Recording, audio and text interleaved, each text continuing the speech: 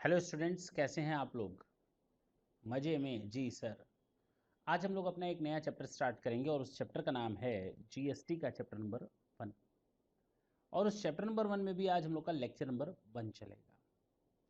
यानी जो हमारी सब्जेक्ट का नाम है वो है goods and services tax act 2017।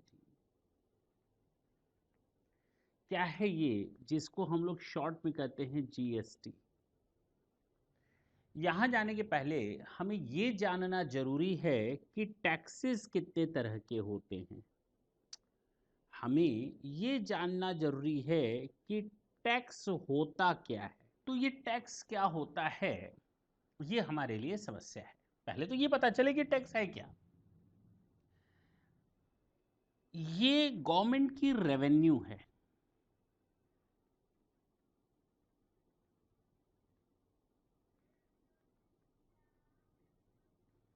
Okay, government कमाती है, जैसे हम लोग घर पे कमाते हैं ना और खर्च करते हैं, उसी तरह गवर्नमेंट कमाती है और खर्च करती है। सर खर्च कहाँ करती है? आपको रोड फैसिलिटी मिलती है, हाँ। चाहिए नहीं चाहिए? बिल्कुल चाहिए। वाटर सिस्टम, सर वो भी चाहिए। सीवरेज सिस्टम, सर बहुत जरूरी है। एमसीडी या जो आपके म्यूनिसपैलिटी के लोग जो सफाई करते हैं, वो सफाई चाहिए, सर बिल्कुल चाहिए। घर, हाँ वो भी चाहिए। ये फैसिलिटी किस लिए चाहिए आपको? लॉ एंड ऑर्डर की फैसिलिटी चाहिए, पुलिस सुरक्षा चाहिए नहीं चाहिए? छोड़ दें, सर वो भी चाहिए। बॉर्डर पर सिक्योरिटी चाहिए नहीं चाहिए? सर आप कैसी बातें कर रहे हैं। रेलवे, हाँ। अच्छा सर, कॉलेज कॉलेज स्कूल जो 1 रुपये 5 रुपये गवर्नमेंट कॉलेजेस होते हैं, फ्री में फैसिलिटीज देते हैं। यूनिवर्सिटीज, साल भर की फीस आपकी 400 500 रुपये होती है, 400 to 500। आखिर कौन भरता है? क्या कोई टीचर आकर के 2 रुपये में पढ़ा ले जाएगा क्या आपको महीना भर? आप गवर्नमेंट कॉलेज में अगर पढ़ते हैं और टीचर की सैलरी जाती है एक बच्चे से 2 रुपये थी, हम तो भाई 1 रुपये के हिसाब से पढ़ते थे। हमारी हमारी जो पढ़ाई थी गवर्नमेंट कॉलेज में थी, ऑन एन एवरेज मेरे 1 या 1.5 रुपये मंथली खर्च होते थे। और जितना भी हम फीस जमा करते थे वो मेरी सारी की सारी फीस मुझे वापस हो गई। When I was living my college means, college means उसका नाम ही था जुबली इंटर कॉलेज। तो जब हम कॉलेज को छोड़ रहे थे 12th का, उसको कॉलेज कहा जाता था, तुम लोग स्कूल कहते हो, तो उस कॉलेज को जब छोड़कर यूनिवर्सिटी में जा रहे थे तो हमें हमारी सारी फीस वापस मिल गई, वो भी इंटरेस्ट के साथ। सोचो, 1 रुपया नहीं लगा। गवर्नमेंट आखिर कहाँ से दे रही है पैसे? आखिर गवर्नमेंट ने मुझे पढ़ा लिखा कर जो बड़ा किया है वो कहाँ से किया है? वो आप ही लोग के पैसे से किया है। तो ये रेवेन्यू है गवर्नमेंट की। क्या है ये? रेवेन्यू है। और गवर्नमेंट अपने बच्चों के ऊपर खर्च करती है, बच्चों के ऊपर, हाँ। एक तरह से गवर्नमेंट हमारी माई बाप है। जब आप पैदा होते हैं ना छोटे से, जब उआ उआ करके आते हैं दुनिया में, तो आपको वैक्सीनेशन दी जाती है, ये पोलियो की, ये उसकी, ये उस। क्यों? गवर्नमेंट का क्या फायदा कि आपको पोलियो की वैक्सीनेशन दे? नहीं, गवर्नमेंट का क्या फायदा है इसमें? आते हैं दरवाजे पर, खटखट, आपके घर में कोई बच्चा है, कहना पड़ता है हाँ हम हैं। तो कहते हैं वैक्सीनेशन लगी आपको पोलियो की? तो नहीं, नहीं लगी तो 2 बार लगा देते। कहने का मतलब ये हुआ कि गवर्नमेंट की रेवेन्यू है और गवर्नमेंट इस रेवेन्यू से एक्सपेंडिचर करती है, और वो हमारे ही सिक्योरिटी और बेनिफिट्स के लिए होते हैं। और इसके लिए गवर्नमेंट हम कमाने वाले लोगों से पैसा कलेक्ट करती है। सर केवल कमाने वाले लोगों से ना। अब अगर ढंग से सुने तो गवर्नमेंट ये पैसा 2 तरह से लेती है। एक को हम लोग कहते हैं डायरेक्ट टैक्स। कुछ ज़्यादा ही मोटा हो गया ना, इसको थोड़ा पतला कर देते हैं। डायरेक्ट टैक्स, और दूसरा होता है इनडायरेक्ट टैक्स। ये 2 तरह के टैक्सेस से गवर्नमेंट हमसे पैसा लेती है। आप बच्चे हैं, अभी पढ़ रहे हैं। अगर मैं आपसे पूछूं कि आपने आज तक कोई टैक्स का पेमेंट दिया है गवर्नमेंट को? सर आप बिना बच्चे की जान लोगे क्या? छोटे छोटे बच्चों से गवर्नमेंट टैक्स लेगी क्या? आपने नन्हे मुन्ने बच्चों से गवर्नमेंट टैक्स लेगी क्या? इन मासूमों से या मायूसों से टैक्स लेगी क्या? आपने आज तक लैक्स ऑफ रुपीस के टैक्स पे ऑफ कर दिए होंगे। जब आप हमसे इस तरह से इंटरेक्शन कर रहे हैं ना, तो इसका मतलब डायरेक्टली और indirectly you are paying the amount of tax to the government, directly और इनडायरेक्टली। आपके हाथ में जो pen, pencil, sharpener, eraser, laptop, computer, mobile, gadget कुछ भी है, pencil box, whatever do you have right now, you have already made the payment of tax to the government. You have already made. आपने जो कपड़े पहन रखे हैं, जो सलून में जाते हैं, ब्यूटी पार्लर में जाते हैं, तो टैक्स आप दे करके आए हो, कोई दिक्कत नहीं है। Already you are paying the huge amount of tax and day by day कहीं स्टॉप, आप ब्रेड लेने अभी जाओगे, थोड़ी देर में क्लास खत्म होगी, चाय पीने आप जाओगे रिफ्रेशमेंट के लिए, अभी शायद मम्मी आसपास होंगी, कुछ ना कुछ आपको दे रही होंगी, कुछ ना कुछ खर्चा हो भाई, वो क्या है, उस पर आप टैक्स दे रहे हो, ऑलरेडी दे चुके हो। टॉफी भी खरीदते हैं 50 पैसे की, वो छोटे मोटे अपने बच्चों के लिए घर में आते हैं, बड़े मन से 50 पैसे की टॉफी तो उस पर भी टैक्स जाता है। सर कोई ऐसा अमाउंट जो हम लोग को टैक्स ना देना पड़ता हो? हाँ, that is your direct tax. आप इनडायरेक्ट टैक्सेस देते हैं, क्यों? क्योंकि ये दो चीजों पर एप्लीकेबल होता है, ये दो चीजों पर एप्लीकेबल होता है। पहला होता है जीएसटी और दूसरा होता है कस्टम्स लॉ। ये customs law import and export पर एप्लीकेबल होता है। जब आप सामान इंडिया के अंदर या इंडिया के बाहर ले जाते हैं, परचेज और सेल करते हैं, तो उस केस में आपका कस्टम लॉ लगता है। सर केवल सामान पर, सर्विस पर नहीं लगता? लगता है। अगर आप सर्विसेज खरीदते हैं और बेच रहे हैं तो भी आपको कस्टम्स एक्ट में जाना पड़ेगा। सर कस्टम्स एक्ट में जाना पड़ेगा, फिलहाल जब हम जीएसटी पढ़ रहे हैं तो इसमें भी आएगा एक्सपोर्ट और इम्पोर्ट, क्यों आएगा वो देखेंगे, ठीक है ना। तो अभी फिलहाल इतना मान लो कि जो हम लोग सामान खरीदते और बेचते हैं, सामान खरीदते और बेचते हैं, वहां पर कस्टम्स लॉ लग जाता है। जीएसटी की बात करें और डायरेक्ट टैक्स, चलिए हमें इन दो चीजों पर ध्यान देना है, भूल जाते हैं सारी चीजें। चूंकि हम लोग को पढ़ना है आज से जीएसटी, तो हम पहले डायरेक्ट टैक्स को किनारे कर देते हैं, उसके बाद हम जीएसटी की बात करते हैं। पहले दोनों टैक्सेस में फर्क समझने की कोशिश करते हैं।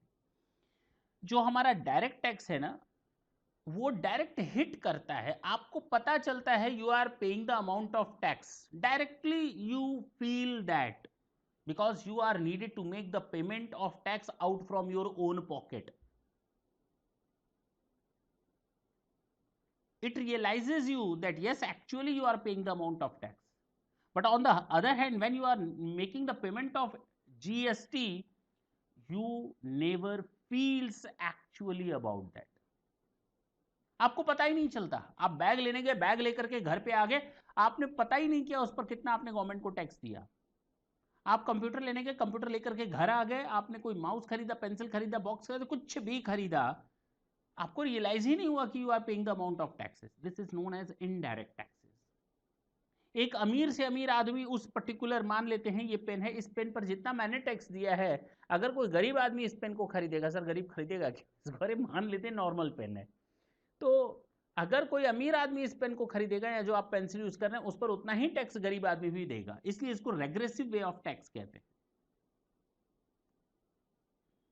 रिग्रेशन टैक्स सिस्टम है, तो ये हमारा रिग्रेसिव है, और ये डायरेक्ट टैक्स हमारा प्रोग्रेसिव है। जैसे जैसे आप अमीर होंगे वैसे वैसे टैक्स की क्वांटिटी, अमाउंट बढ़ती जाएगी। जैसे जैसे आप लोअर लेवल पे आएंगे, टैक्स रिलीफ मिलती जाएंगी, आपको शायद टैक्स ना देना पड़े अगर आपकी इनकम 5 लाख रुपए तक है तो। सिस्टम समझ में आ रहा है? इसको प्रोग्रेसिव सिस्टम कहते हैं डायरेक्ट टैक्स में। प्रोग्रेसिव, आपकी इनकम बढ़ेगी, टैक्स बढ़ेगा।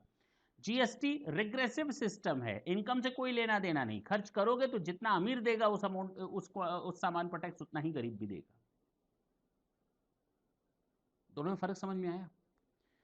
डायरेक्ट टैक्स डायरेक्ट हिट करता है, you are making the payment of tax out from your own pocket and you feel it actually, while on the other hand GST, it never make you feel that you are paying the amount of tax.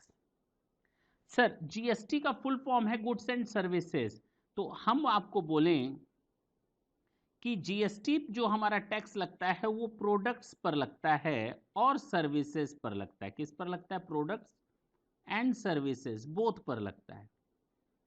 और जो हमारा direct tax है वो persons पर charge होता है। किस पर चार्ज होता है? पर्सन्स पर चार्ज होता है, यानी आदमी पर। अगर आपकी इनकम है तो आप इनकम टैक्स दो, अगर आप सामान खरीद बेच या सर्विसेज दे और ले रहे हो तो उस केस में आप जीएसटी दो। दोनों में फर्क समझ में आया? Direct tax burden can not be shifted.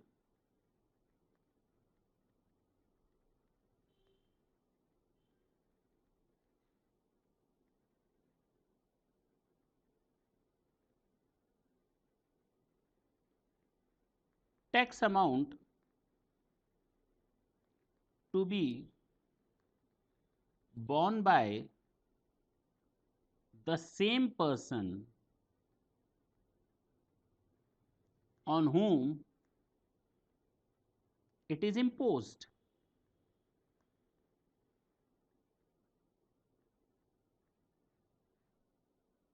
जिसके ऊपर लगाया जाता है उसी से वसूला जाता है। ये डायरेक्ट हिट करता है। एक तमाचा किसी को मारो तो उसको बड़ा दर्द होगा, गाल लाल हो जाएगा, तो वही हाल यहां पर है, जिसको मारोगे उसी को ही रियलाइज होगा। जबकि इनडायरेक्ट टैक्सेस पता ही नहीं चलता, भगवान की लाठी में आवाज नहीं होती भाई साहब, ये भी हम लोगों ने खूब मुहावरा सुना है, ये इनडायरेक्ट टैक्स है।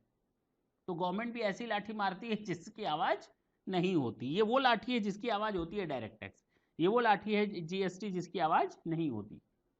अच्छा, इसका मतलब ये है कि tax burden can be shifted from, tax burden can be shifted. चलिए सर समझ में नहीं आया, ठीक है, 2 मिनट के लिए मैं आपको बताऊंगा ये शिफ्टेड का क्या मतलब है और नॉन शिफ्टेड का क्या मतलब है। यहां पर टैक्स बर्डन शिफ्ट हो रहा है और कौन बियर कर रहा है? Actually bear by ultimate consumer और यूजर। जैसे आप पेन को यूज कर रहे हो ना, आपने टैक्स दिया, अल्टीमेटली आपने टैक्स दिया। ठीक, अभी आएंगे इसका एग्जांपल देखेंगे, दोनों में फर्क समझ में आया? ये पर्सन पर चार्ज किया जाता है डायरेक्ट टैक्स, और इनडायरेक्ट टैक्स हमारे प्रोडक्ट और सर्विसेज पर चार्ज किए जाते हैं। डायरेक्ट टैक्स हमारा tax burden can not be shifted, while in the case of the indirect tax it can be shifted.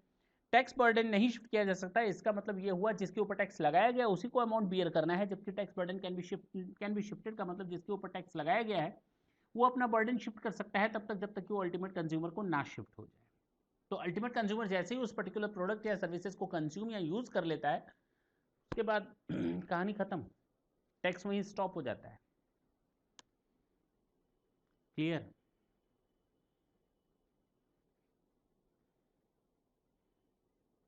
आते हैं एक हम क्वेश्चन सॉल्व करने जा रहे हैं। हम इनडायरेक्ट टैक्स की बात अब करेंगे, दोनों में मुझे फर्क आपको बताना था, मैंने बता दिया।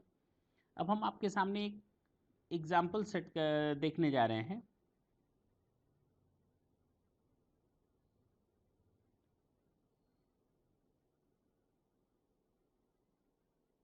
और इसको समझना बहुत इंपॉर्टेंट है।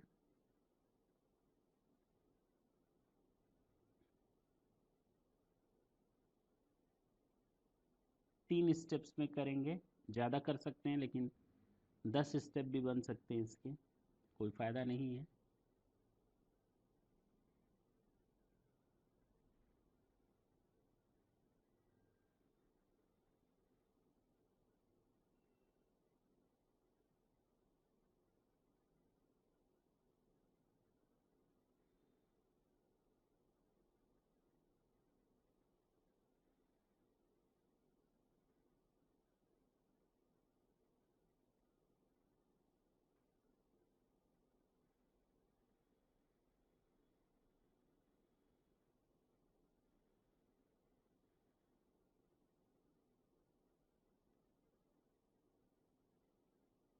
अब ढंग से देखें,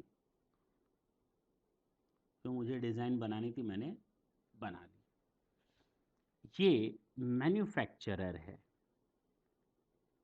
ये होलसेलर है, और ये रिटेलर है। एक और चाहते हैं तो बना लीजिए, उसकी जरूरत वैसे है नहीं। ये कंज्यूमर है या कस्टमर है, ठीक। ये हमारा केस है। इसने, मैन्युफैक्चरर ने रॉ मटेरियल खरीदा, मान लेते हैं 100 रुपए का। लेबर इसने यूज किया और ओवरहेड यूज किया, प्लस अपना प्रॉफिट मार्जिन रखा इसने, या इसको हम कर सकते हैं परचेज। अच्छा, ढंग से देखो तो इसने जो सेल किया है ये है 200 रुपए में। कितने में? किसको सेल किया होगा? होलसेलर को। किसको सेल किया होगा? इसका मतलब होलसेलर ने परचेज किया है 200 में। कितने में? इसने सेल किया 200 में, तो होलसेलर ने परचेज किया 200 में ना। सर इस पर जीएसटी भी तो लगेगा, ठीक है।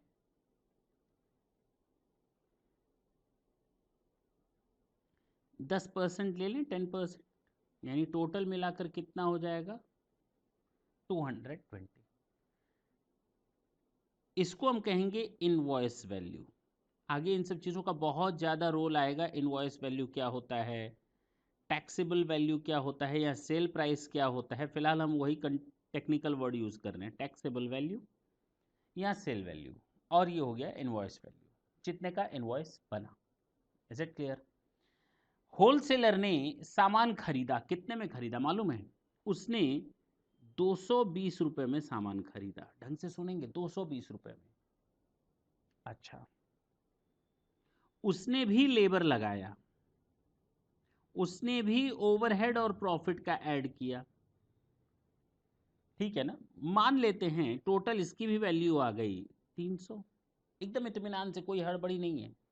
इसको भी जीएसटी देना है 10%, तो टोटल कितना आ गया? 330।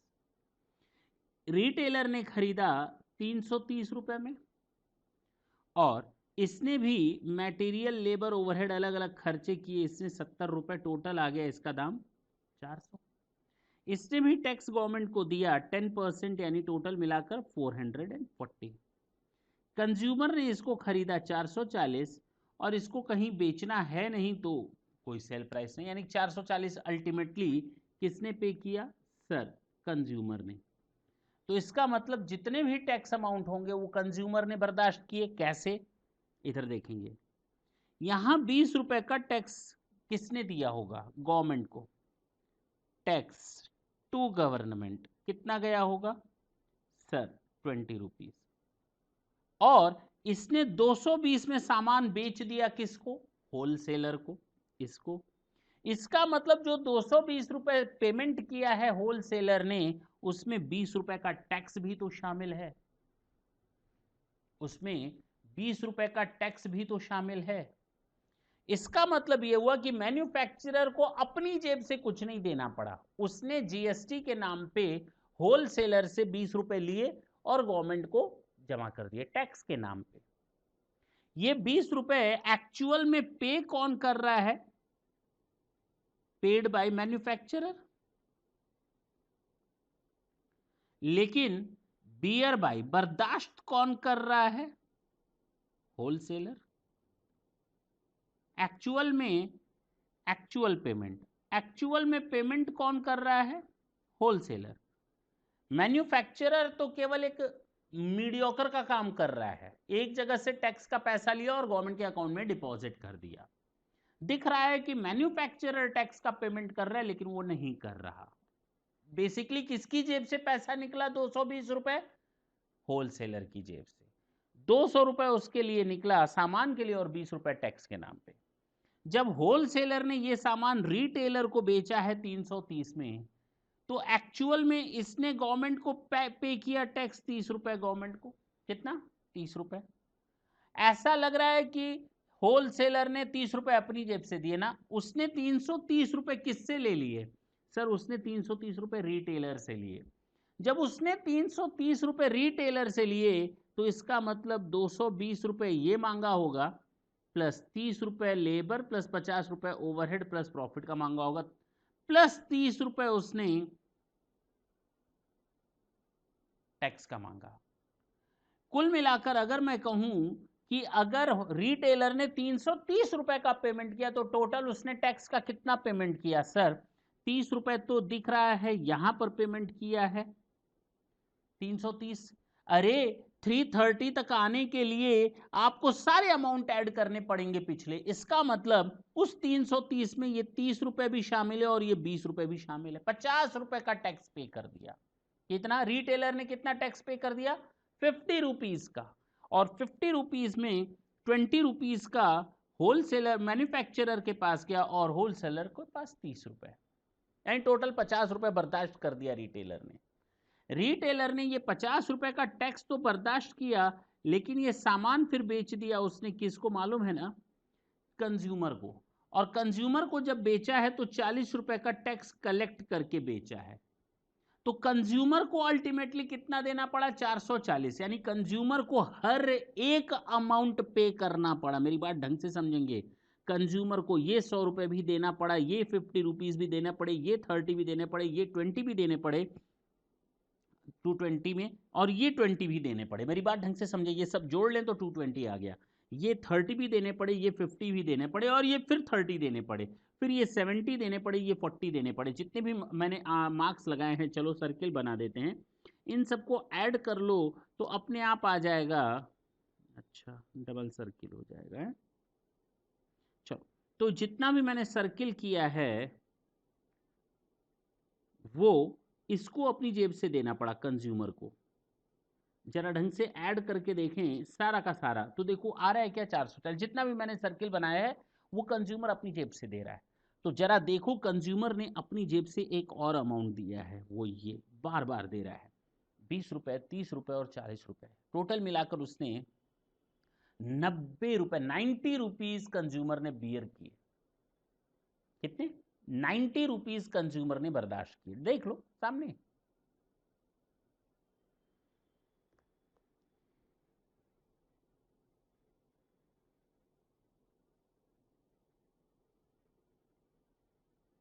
ठीक, एक चीज तो ये, लेकिन एक चीज तो समझ में आई सर, ये तो मल्टी पॉइंट टैक्स है। क्या है? जितनी बार सेल हो रहा है उतनी बार टैक्स लग रहा है, जितनी बार सेल हो रहा है उतनी बार टैक्स लग रहा है। सर ये बात समझ में नहीं आई। अगर मैं चाहता तो ये पॉइंट जो मैं अभी समझा रहा हूं इसको मैं स्किप करके डायरेक्ट जीएसटी के सिस्टम पर जो मेन उसका पार्ट है वहीं पर चल सकता था, लेकिन अगर हम इसको बिना समझाए आपको आगे ले चलेंगे तो इसका मतलब मैं आपके साथ नाइंसाफ़ी कर रहा हूं पढ़ाने में। और बट ऑब्वियस है अगर आपको ये कंसेप्ट नहीं समझ में आएगा,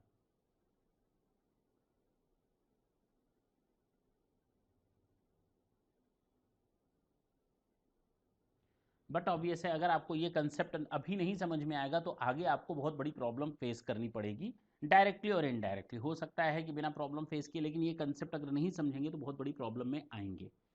क्या होता है इसका मीनिंग वो ढंग से समझना जरूरी है। तो इसीलिए मैं थोड़े आराम से चल रहा हूँ। मैंने कहा भी कि आज जब क्लास करेंगे आप तो थोड़ा इत्मीनान करके बैठेंगे। तो इसका मतलब ये हुआ कि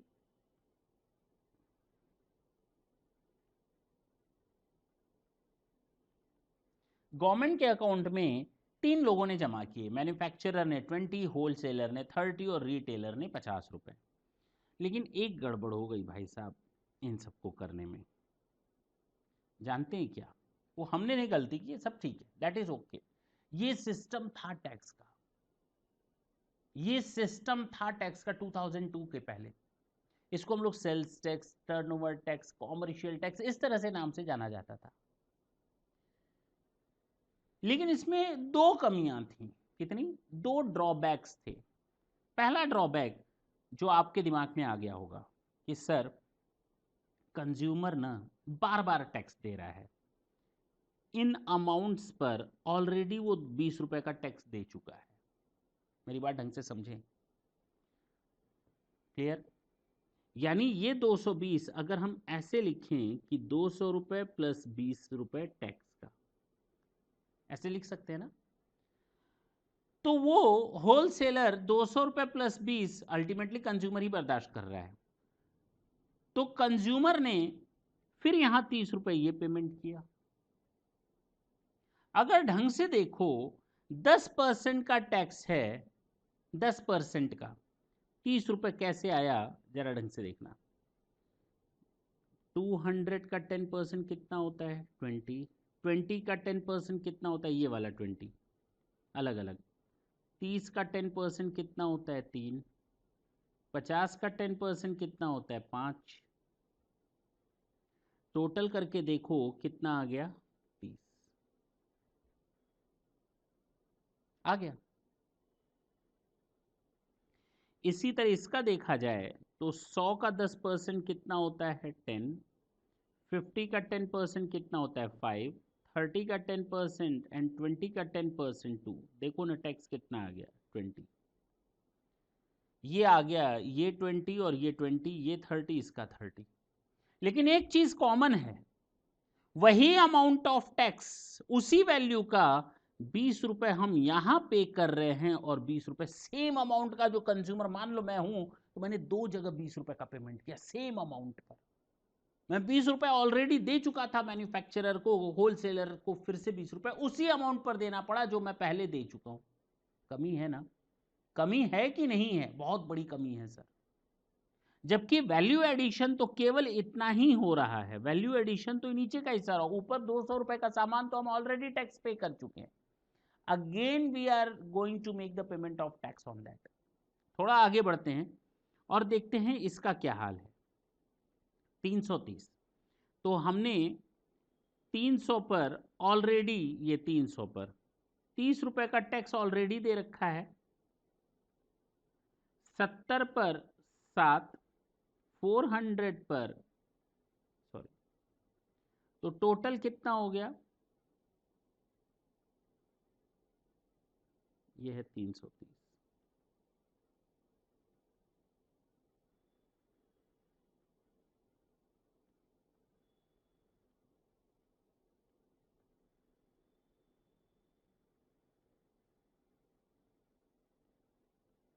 कितना आ गया? 40।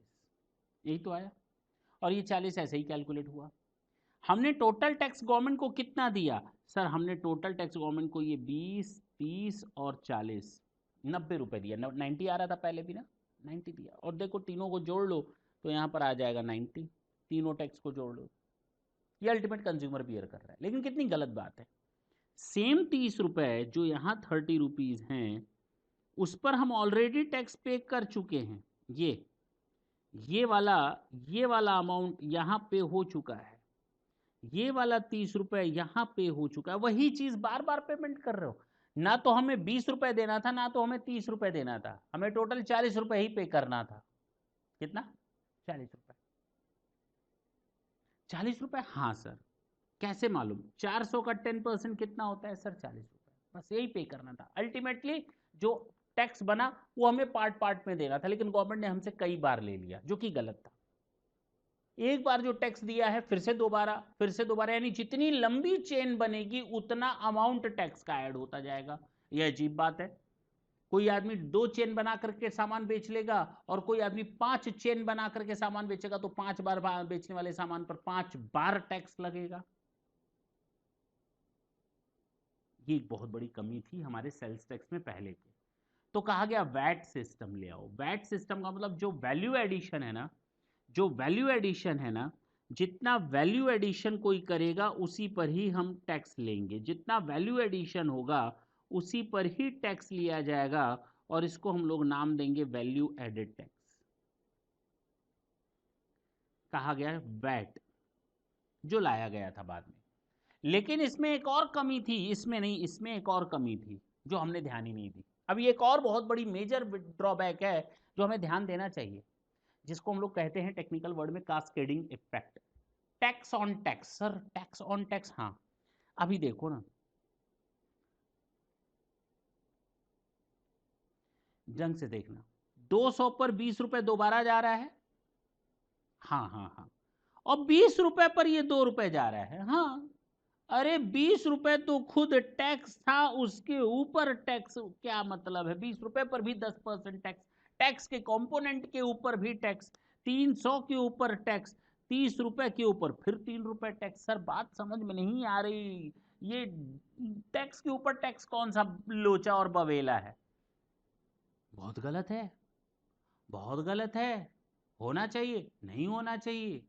तो ये टैक्स ऑन टैक्स को हटाना, जिसको हम लोग कहते हैं कास्केडिंग इफेक्ट को रिमूव करना, और ये भी हमारा इसी सिस्टम से हो गया था, वैट सिस्टम से। सर एक करके दिखाई, मैं ऊपर वाले क्वेश्चन को ही फिर से सॉल्व करता हूं और मैं ये समझाने की कोशिश करूंगा, देखो वैट सिस्टम कैसे आया, कैसे अप्लाई किया गया इसको।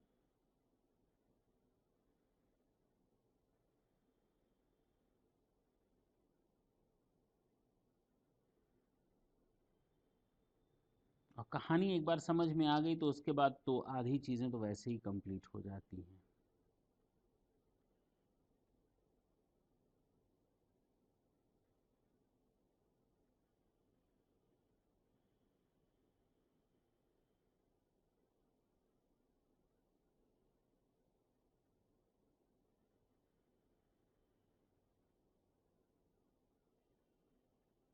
चलो,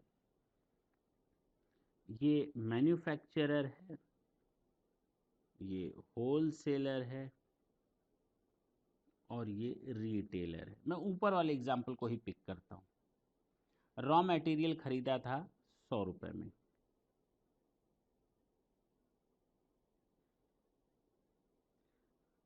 परचेज, मैं सीधे परचेज लिख देता हूं, कितने में खरीदा, या खुद ही एसेंस निकाला। लेबर ओवरहेड 80 रुपए,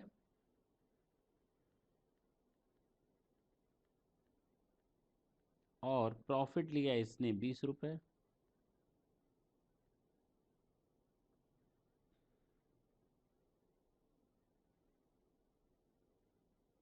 तो जरा देखो कितना हो गया, 200। ये कहलाएगा सेल वैल्यू, इस पर लग जाएगा जीएसटी, मान लेते हैं 10% कितना लग गया, ऊपर वाला ही माना है मैंने, देखो ऊपर भी यही था।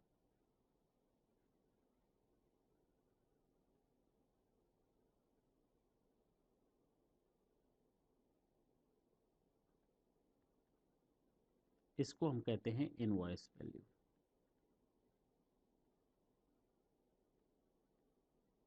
यहां तक किसी को डाउट नहीं सर? टैक्स लाइबिलिटी कितनी आ गई, जीएसटी लाइबिलिटी कितनी आ गई सर, 20 रुपए। Agree, 100% agree. होलसेलर ने सामान खरीदा कितने में, 220 रुपए दे करके, इसने लिखा 200 रुपए यहां और 20 रुपए नेक्स्ट कॉलम में। सर ऐसा क्यों, 2 मिनट के लिए शांत रहें, केवल समझने की कोशिश करें। हमने टैक्स के अमाउंट को अलग लिख दिया, और ये वो टैक्स है जो इनपुट पर दिया गया है। किस पर दिया गया है, इनपुट पर दिया गया है। इनपुट ही तो है इसके लिए, होलसेलर के लिए क्या है, सामान खरीदना मतलब इनपुट है, तो इनपुट पर जो टैक्स दिया गया, इसको हम लोग नाम देते हैं इनपुट टैक्स।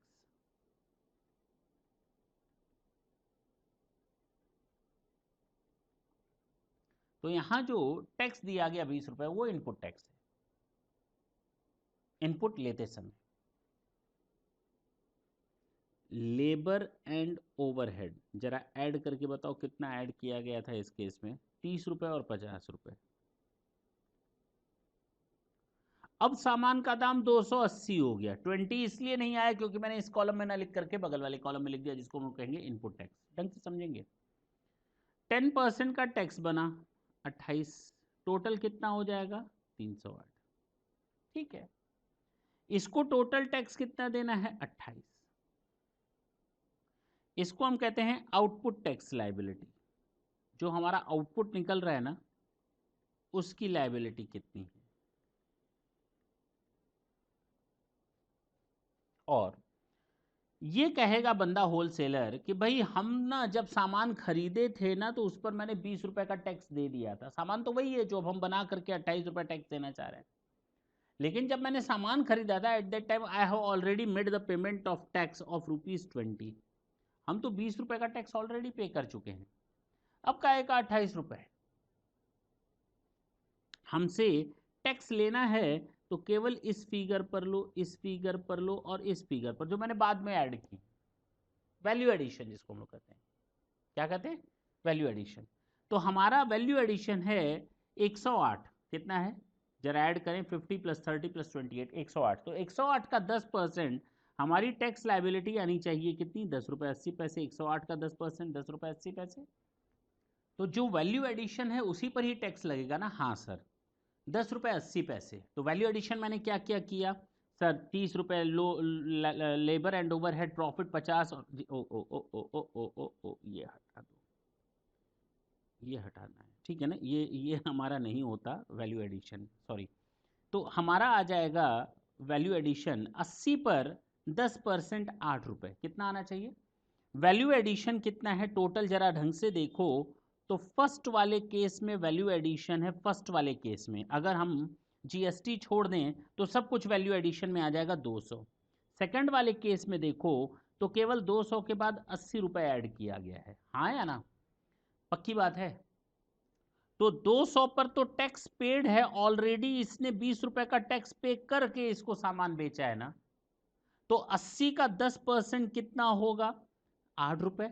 यानी अगर देखा जाए तो टोटल मिलाकर सामान कितना था? 280 रुपए का। इधर देखो 280 का ऊपर देखो, और उस पर टैक्स कितना बन रहा है? जीएसटी 28 टोटल मिलाकर, जिसमें ₹8 इसका अब का हिस्सा 20 रुपए ऑलरेडी दे चुका है। तो कहने का मतलब ये हुआ, जो मैं ये अलग लिख रहा था ना ये वाला हिसाब यहां से, उसके पीछे का रीजन समझो कि यहां पर अब इसको 28 देना है, ये 28 ना देकर गवर्नमेंट से कहेगा भाई मैंने जो इनपुट टैक्स दिया है ना ऑलरेडी, ऊपर मैंने लिखा है इनपुट टैक्स, उसकी मुझे क्रेडिट दे दो। तो 28 मुझे देना है, 20 की क्रेडिट दे दो मुझसे ना, तुम चुपचाप ₹8 ले लो। ये गवर्नमेंट को कहेगा मुझसे तुम कितना ले लो? नेट पे। यहां पहले वाले केस में कोई क्रेडिट नहीं है क्योंकि सारा सामान इसका अपना बनाया हुआ है, तो गवर्नमेंट के खाते में 20 रुपए वो डालेगा, ₹8 होलसेलर ले जाएगा। टोटल गवर्नमेंट को मिलना कितना चाहिए था? 28 रुपए। 28 रुपए जा रहा है। इससे दो फायदे हुए, एक तो मल्टी पॉइंट टैक्स लगा लेकिन केवल वैल्यू एडिशन पर, बार बार टैक्स की वो अमाउंट नहीं आई जो पहले क्वेश्चन में आई। और दूसरी बात वो टैक्स के ऊपर टैक्स भी नहीं बना। देखो ना अल्टीमेटली सामान कितने में जा रहा है? 280। 10% कितना होता है? 28। 8 ये दे रहा है, 20 ऑलरेडी जा चुका है, सामने है सीधे सीधे। तो दो चीजें याद रखना, वैल्यू एडिशन टैक्स का सबसे बड़ा फायदा ये है कि वैल्यू एडेड टैक्स का सबसे बड़ा फायदा ये है कि जो ऑलरेडी पेड टैक्स होता है उसकी हम क्रेडिट ले लेते हैं, और जो मेरे हिस्से का टैक्स होता है वही हम पे करते हैं वैल्यू एडिशन पर। साथ ही साथ जो टैक्स के ऊपर टैक्स बनता था जिसको हम कास्केडिंग इफेक्ट बोलते थे, उसको भी रिमूव कर दिया गया, अब कास्केडिंग इफेक्ट नहीं होता। ये आप याद रखें, दो फायदे मिले। और अगर हम इस तरह का क्वेश्चन आपको ना कराते तो शायद आपको हमेशा ये कंफ्यूजन रहती। अब देखो इसने सामान कितने में खरीदा? 308 था ना टोटल मिलाकर। 308 में 280 इधर आ जाएगा, 28 इधर आ जाएगा। इसने कितना वैल्यू एडिशन किया था? 70। कितना किया था? 70, यानी 350। 10% कितना होता है? 35, यानी 385। मेरी बात ढंग से समझे। और 35 जो टैक्स टोटल पे करना है उसमें से ऑलरेडी पेड कितना है? ये इनपुट टैक्स की क्रेडिट, इनपुट टैक्स की क्रेडिट यानी 28, ₹7। या कह सकते हो इसने टोटल मिलाकर वैल्यू एडिशन कितनी की? ये 70। वो 70 लिख लो अपनी जगह, और उसका 10% होता है ₹7। तो कहने का मतलब ये, अब गवर्नमेंट के पास टोटल टैक्स उसी चीज पर कितना पहुंचा? 35। और 35 कितना होता है? 10%, 350 का। और देखो 350 यहां पर भी है, यहां पर भी 350 का 10%। सही आ रहा है? सही आ रहा है बिल्कुल। और टैक्स के ऊपर टैक्स भी नहीं बना। लेकिन इससे देखो गवर्नमेंट को घाटा क्या हो गया। पहले इन्हीं चीजों पर, सेम प्रोडक्ट पर गवर्नमेंट को टोटल टैक्स मिलता था 90, और अब टोटल टैक्स मिल रहा है 35। नुकसान हुआ 55 रुपीज का एक्चुअली गवर्नमेंट को नुकसान हो रहा है। लेकिन जेन्युइन है ये, साइंटिफिक है ये, वैल्यू एडेड होना चाहिए और साथ ही साथ कास्केडिंग इफेक्ट नहीं होना चाहिए, और सब कुछ ये कंडीशन पूरी कर रहा है ये।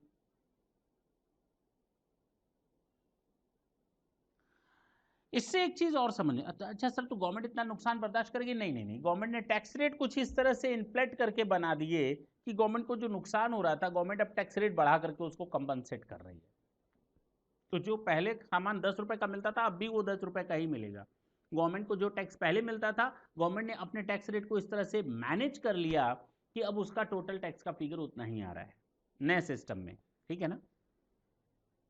लेकिन हाँ, एक कंसेप्ट तो सही है ये कि टैक्स के ऊपर टैक्स नहीं लगना चाहिए और multi level tax same amount का नहीं पे ऑफ होना चाहिए, और टैक्स क्रेडिट का सिस्टम ले आया गया। अच्छा, इसमें किसी को कोई डाउट हो तो बोलो। दोनों मल्टी पॉइंट टैक्स हैं, लेकिन नीचे वाला वैल्यू एडेड टैक्स है, ऊपर वाला वैल्यू एडेड टैक्स नहीं है। नीचे वाले में कास्केडिंग इफेक्ट नहीं है, ऊपर वाले में कास्केडिंग इफेक्ट है। तो उन प्रॉब्लम्स को दूर करने के लिए ये लाया गया। सेम यही सिस्टम हमारा जीएसटी में भी अप्लाई होता है, कहीं कोई फर्क नहीं है। वैट में तो था ही था, और सेम यही चीज जीएसटी, यानी GST is based on VAT system. VAT की एक नुकसान ये था, वैट का नुकसान ये था कि ये केवल प्रोडक्ट्स के ऊपर लगता था, सर्विसेज के ऊपर सर्विस टैक्स लगता था, और सेम इसी तरह का फंडा यूज होता था। लेकिन जो अब जीएसटी है वो हमारा सर्विसेज पर भी लगेगा और प्रोडक्ट्स पर भी लगेगा, यानी कि अब यूनिफॉर्म टैक्स सिस्टम बना दिया गया, वन नेशन वन टैक्स के नाम से। गुड्स और सर्विसेज में कोई डिफरेंस नहीं समझा गया, गुड्स एंड सर्विसेज में कोई डिफरेंस नहीं समझा गया। सर गुड्स एंड सर्विसेज में डिफरेंस होता है क्या? बहुत ज्यादा होता है, जरा ढंग से देखिए क्या होता है। गुड्स है, सर्विसेज है। गुड्स में हमारा मटेरियल यूज होता है, मान लो ये गुड्स है, ये मटेरियल लगा है ना, हाँ। इसमें लेबर लगा है ना, हाँ। इसमें ओवरहेड लगा है ना, हाँ। ये तीन मिला करके गुड्स बनता है। जबकि सर्विसेज, जैसे मैं आपको पढ़ा रहा हूँ, तो इसमें कोई मटेरियल नहीं लग रहा, मैं आपको पढ़ा रहा हूँ, केवल बातों का काम हो रहा है। तो मटेरियल बहुत नॉमिनल लगता है, नॉमिनल वैल्यू लगती है मटेरियल की, दिखती नहीं है, पता ही नहीं चलता। लेबर है और ओवरहेड है, यानी एक तरह से देखो मेन पार्ट होता है लेबर एंड ओवरहेड का, जबकि गुड्स के केस में मटेरियल, लेबर, ओवरहेड तीनों होता है। जबकि सर्विसेज के केस में मटेरियल या तो बिल्कुल नहीं होता, होता है तो बहुत ही नॉमिनल वैल्यू का होता है। Is it clear now? दोनों में फर्क समझ में आया? एक सीए अपने आर्टिकल क्लाइंट को सर्विसेज देता है, 4 पेजेस देता है, 50,000 की फीस लेता है। क्लाइंट कहता है ओहो 4 पेज और 50,000 रुपए ऐसे कैसे? तो वहां बताया जाता है भाई हम अपनी सर्विसेज का पैसा ले रहे हैं, ये जो मटेरियल है बहुत नॉर्मल है। अब ये मत कह देना 98 का पेपर लगाए ले लो 1 रुपया तो वो पॉसिबल नहीं है। Is it clear? कंसेप्ट समझ में आया अब जीएसटी का? जीएसटी लाने के पीछे रीजन क्या था? पहले हमारा वैट अलग था, सर्विस टैक्स अलग था। इधर देखो, सबसे पहले हमारा सेल्स टैक्स लगता था, और उस समय सर्विस टैक्स नहीं था। क्या नहीं था? लोगों को आदत ही नहीं थी 92 के पहले तक, 92 के पहले तक सर्विस टैक्स देने की। फिर गवर्नमेंट ने सेल्स टैक्स के साथ साथ सर्विस टैक्स भी स्टार्ट किया, दोनों के लिए अलग अलग सिस्टम बना। और सर्विस टैक्स जब स्टार्ट हुआ था तो वो एक एक्सपेरिमेंटल बेसिस पर बनाया गया था कि लोग पता नहीं समझ पाएंगे कि नहीं समझ पाएंगे। सर्विस पर टैक्स देने की आदत किसी को नहीं थी, लोगों को समझ ही भी नहीं आता था। एक माइंड सेट था, अच्छा हम अब पढ़ने जाएंगे, कोचिंग करेंगे तो वहाँ टैक्स देना पड़ेगा क्या? अरे भैया अजीब लगता है। इंश्योरेंस का पेमेंट देंगे तो क्या टैक्स? अरे हाँ भाई, क्या दिक्कत है? लेकिन लोगों को अजीब लगता था सर्विस पर टैक्स। आप लोग तो यूज टू हो चुके हैं, लेकिन उस समय का समय ऐसा था, सर्विस पर टैक्स, ये भला क्या होती है? तो एक्सपेरिमेंटल बेसिस पर लाया गया था और बहुत ज़्यादा गवर्नमेंट को फायदा मिला। धीरे धीरे ये एक तरह से सिस्टम में ही आ गया। उसके बाद गवर्नमेंट ने सेल्स टैक्स की कमियों को देखते हुए इसको वैट में कन्वर्ट किया, प्लस सर्विस टैक्स, और दोनों में वैट सिस्टम था, मतलब क्रेडिट लेने का सिस्टम था वैल्यू एडेड अमाउंट पर। और फिर दोनों को मिला करके क्या बना दिया? जीएसटी, जो आपके सामने है। ये पूरा सिस्टम था हिस्टोरिकल पॉइंट ऑफ व्यू से। फायदे और घाटे अब आपको समझ में आ रहे होंगे। मैं अब चैप्टर इज ओवर, केवल आपको ऊपर ऊपर से बताना है। मैंने डायरेक्ट और इनडायरेक्ट टैक्स दोनों में फर्क बता दिया। Features of indirect tax, indirect tax का फीचर क्या है? Important source of revenue. अरे भैया 55% तक की रेवेन्यू आज की डेट में अप्रोक्स गवर्नमेंट के पास इसी इनडायरेक्ट टैक्स से आ रही है। इसी इनडायरेक्ट टैक्सेस से गवर्नमेंट के पास मिनिमम 55% का अप्रोक्स अमाउंट पहुंच रहा है। Tax on commodities and services, बता तो दिया, कमोडिटीज और सर्विसेज दोनों को एक माना गया है, यहाँ पर कोई फर्क नहीं किया गया। शिफ्टिंग ऑफ बर्डन, बर्डन को शिफ्ट करने का एक सिस्टम है, देखो ना, होलसेलर से रिटेलर, रिटेलर से फिर कंज्यूमर पर। No perception of direct pinch, पता ही नहीं चलता कि हम टैक्स दे रहे हैं। इन्फ्लेशनरी, ये हमारे वैल्यू, प्रोडक्ट की वैल्यू के बढ़ते जाने के साथ साथ, वैल्यू एडिशन करते के जाने के साथ साथ हमारा टैक्स का फिगर भी बढ़ता चला जाता है। वाइडर टैक्स बेस, लगभग सारी चीजों पर टैक्स लगा दिया गया है, जिनको निगेटिव लिस्ट में डाला गया है, जिनको टैक्स के दायरे से बाहर रखा गया है, जीएसटी के दायरे से, बस उनको छोड़ दिया जाए तो सारी चीजों पर इक्वली एप्लीकेबल होगा। अब ये बताने की जरूरत नहीं पड़ेगी इस पर टैक्स लगाओ, इस पर टैक्स लगाओ, इस तरह इस पर टैक्स लगाओ, इस तरह इस पर टैक्स लगाओ। आंख बंद कर लो और सब पर टैक्स लगा दो, जिसको मना किया गया है बस उसको छोड़ दो। प्रमोट सोशल वेलफेयर, पक्की बात है, और रिग्रेसिव इन नेचर, ये भी मैंने बता दिया, अमीर उतना ही टैक्स पे करेगा, गरीब भी उतना ही टैक्स पे करेगा। Concepts of GST, VAT system है, बता दिया। Continuous chain of tax credit, देखो ना, पहले का टैक्स, पहले को जो मैंने टैक्स पे किया उसकी क्रेडिट मैं ले लूंगा, और जो मैंने टैक्स पे किया है उसका दूसरा नेक्स्ट बंदा टैक्स क्रेडिट ले लेगा, तो ये टैक्स क्रेडिट की सिस्टम या चेन चलती रहती है। बर्डन बॉर्न बाय कंज्यूमर, ये तो सब शुरू से ही चला रहा है, नो कास्केडिंग इफेक्ट, टैक्स के ऊपर टैक्स नहीं लगता। Benefit of GST, creation of unified national market, one nation one tax, mitigation of ill effects of cascading, tax के ऊपर टैक्स नहीं लगता, elimination of multiple tax and double taxation, कई सारे टैक्स सिस्टम से अलग अलग अलग अलग, एक्साइज ड्यूटी थी, सर्विस टैक्स था, कस्टम्स था, सर्विस टैक्स था, एक्साइज ड्यूटी थी, वैट सिस्टम था, ये सब हटा करके अब एक सिस्टम लाया गया, वो है GST. Boost to make in India, बिल्कुल ठीक है। बुयांस टू गवर्नमेंट रेवेन्यू में उछाल आ गया, मतलब जाहिर सी बात है हर चीज पर टैक्स लगा दो, वाइडर सिस्टम है, कर दिया गया हर चीज पर टैक्स। अब ये मत कहना कि किस पर लगेगा किस पर नहीं, अब हम कुछ नहीं बताने जा रहे हैं। Now each and everything is taxable until or unless it is clearly notified you that these things are exempt one, ठीक है ना, खत्म हो गया। अच्छा, टोबैको और पेट्रोलियम प्रोडक्ट पर आज भी एक्साइज ड्यूटी लगती है, ठीक है ना, जिसको हम स्टेट एक्साइज बोलते हैं, फिलहाल अभी उसकी जरूरत नहीं है तुम लोगों को। State is excise duty is applicable on alcoholic liquor, opium, Indian hemp, फलाना एंड डिमाका। VAT is leviable on interstate sale of petroleum, ठीक है, पेट्रोलियम, बस इतना याद रखो, पेट्रोलियम प्रोडक्ट्स हो गए, नेचुरल गैस हो गई, एल्कोहलिक लिकर हो गया, टोबैको प्रोडक्ट्स हो गए, इंडियन हैम्प हो गया, ओपीएम हो गया, इन सब चीज़ों पर, नारकोटिक्स ड्रग्स से रिलेटेड जो चीज़ है, ड्रग्स मतलब वो वाली ड्रग, दवा नहीं, जो जानते ही हो क्या फूंक कर निकला है ठीक है ना, तो उन चीज़ों पर हमारा ये नहीं लगता जीएसटी। तो ये आपका कंप्लीट हो गया चैप्टर नंबर 1, और केवल इसलिए कंप्लीट हो पाया, मैं फिर बता रहा हूँ, क्योंकि आपने ये कंसेप्ट समझ लिया। एक बार अगर ये कंसेप्ट आपके हाथ में आ गया तो चैप्टर नंबर 1 में कहीं कोई दिक्कत नहीं है। नेक्स्ट सेशन से आपका जीएसटी के मेन पार्ट यानी सेक्शन वाइज हम लोग स्टार्ट करेंगे, सेक्शंस के तहत। नेक्स्ट सेशन तक के लिए tata and bye bye, thank you, thanks a lot.